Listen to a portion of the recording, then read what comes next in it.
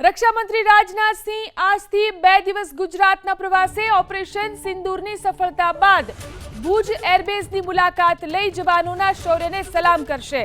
સાથે જ જવાનો સાથે પણ વાતચીત કરશે। આ સાથે જ એરફોર્સ, બીએસએફ સહિતની એજન્સીઓના અધિકારીઓ સાથે પણ તેઓ મુલાકાત કરશે। ભુજ એરબેઝની સાથે પશ્ચિમ સીમાની સુરક્ષા વ્યવસ્થાની પણ તેઓ સમીક્ષા કરશે। જો કે આ પહેલા ગુરુવારે રક્ષામંત્રી રાજનાથ સિંહે જમ્મુ કાશ્મીરની મુલાકાત લીધી હતી।